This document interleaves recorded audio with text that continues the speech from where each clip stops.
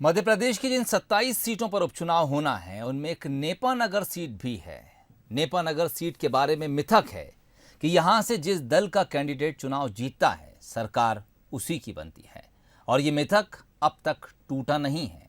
इसलिए इस lucky seat को जीतने के लिए अब बीजेपी और कांग्रेस दोनों ही जोर लगाते नजर आ रहे हैं। नेपानगर सीट का मिथक, जो पार्टी जीती वो प्रदेश में सिकंदर। 9 चुनाव और एक उपचुनाव का इतिहास, जिस पार्टी का विधायक उसी की बनी सरकार। जी हां, और 1977 से लेकर 2018 तक नेपानगर का यह मिथक टूटा भी नहीं है। यानी नेपानगर सीट राजनीतिक दलों के लिए ट्रम्प कार्ड है, सरकार बनाने की श्योरिटी है। मिथक तो यही कहता है। नेपानगर का चुनावी इतिहास देखें तो यहां 1977 से लेकर 2018 तक 9 चुनाव हुए और एक उपचुनाव हुआ। इन चुनावों में जिस पार्टी का कैंडिडेट जीता उसी पार्टी की सरकार बनी है। 1977 का चुनाव बीजेपी के बृजमोहन मिश्रा ने जीता था और उस समय बनी थी बीजेपी की सरकार। वीरेंद्र कुमार सखलेचा मुख्यमंत्री बने थे। 1980 के चुनाव में कांग्रेस के तनवंत सिंह कीर ने जीत दर्ज की और प्रदेश में अर्जुन सिंह के नेतृत्व में कांग्रेस की सरकार बनी। 1985 में एक बार फिर तनवंत सिंह कीर नेपानगर से चुने गए और प्रदेश में कांग्रेस सरकार बनी। मोतीलाल वोरा मुख्यमंत्री बने। 1990 में बीजेपी के बृजमोहन मिश्रा ने फिर चुनाव जीता और अब की बार बीजेपी की सरकार बनी। सुंदरलाल पटवा प्रदेश के मुख्यमंत्री बने। 1993 में तनवंत सिंह कीर ने फिर चुनाव जीता और प्रदेश में दिग्विजय सिंह की सरकार बनी।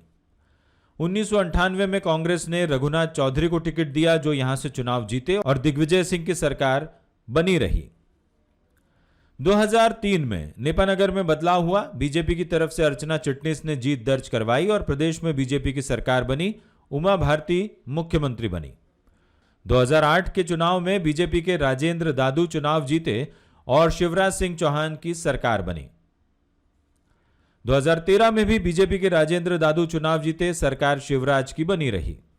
बीजेपी विधायक राजेंद्र दादू के असामयिक निधन के बाद सीट खाली हुई। बीजेपी ने राजेंद्र दादू की बेटी मंजू दादू को टिकट दिया। सहानुभूति की लहर पर सवार होकर 2016 के उपचुनाव में मंजू दादू ने यहां जीत दर्ज की। उस समय सरकार बीजेपी की ही थी। 2018 का चुनाव कांग्रेस के लिए टर्निंग पॉइंट रहा और नेपानगर सीट से जुड़ा जो मिथक है वो भी सच साबित हुआ। 2018 में कांग्रेस ने सुमित्रा काजडेकर को टिकट दिया। सुमित्रा काजडेकर ने 1500 वोटों से मंजू दादू को मात दी और प्रदेश में 15 साल बाद कांग्रेस ने वापसी की। मुख्यमंत्री बने कमलनाथ।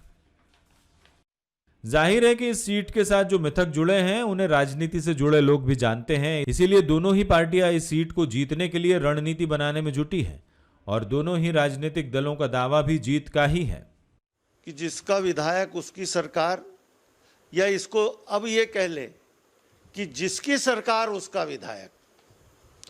तो अब मध्य प्रदेश में भाजपा की सरकार है, शिवराज सिंह चौहान मुख्यमंत्री है, तो वहां विधायक उन्हीं का बनेगा। मध्य प्रदेश में शिवराज जी के मुख्यमंत्री पुनः बन जाने के बाद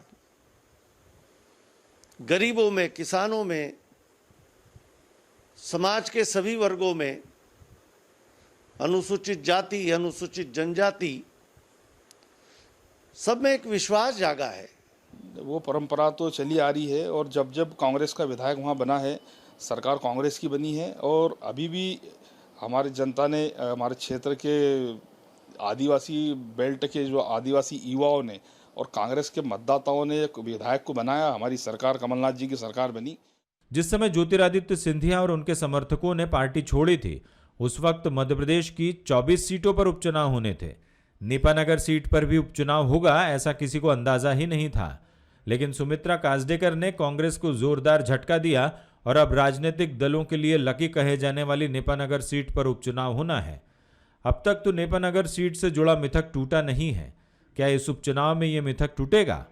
जोर आजमाइश दोनों तरफ से है क्योंकि यह उपचुनाव सरकार बनाने और बिगाड़ने वाला चुनाव है। गोपाल देवकर, बंसल न्यूज, बुरहानपुर।